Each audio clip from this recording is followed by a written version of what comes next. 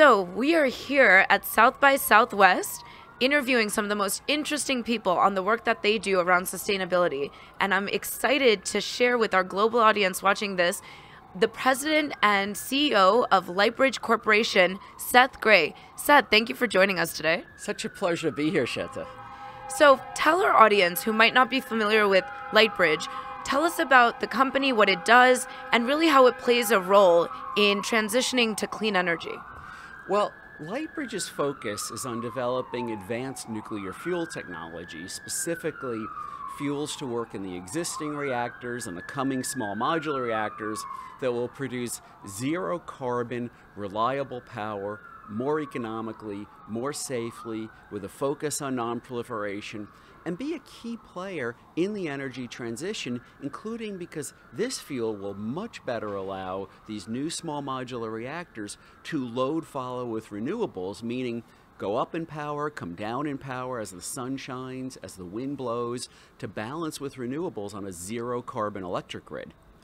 So what the company is doing is obviously contributing to the transition to clean energy so that there is stable baseload for energy users around the world, and that's going to be critical as we move to renewables.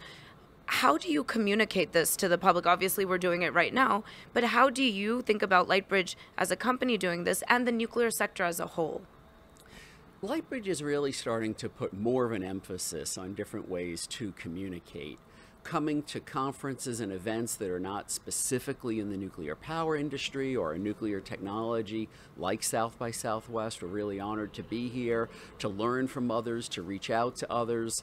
We recently were interviewed for Vanity Fair magazine, for publications that are not normally in nuclear, and we're really trying to hone our message and focus on sustainability, on the energy transition, and here today at South by Southwest, talk about the importance of what we're doing and how it can relate to the future of food production and real important issues for around the world that the nuclear power industry tends not to focus on quite as much.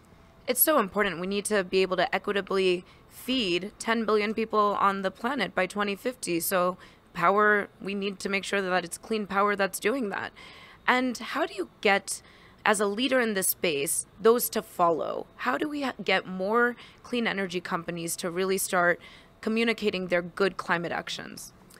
Well, I think that nuclear companies and other clean energy companies need to get out of the circles they're normally in.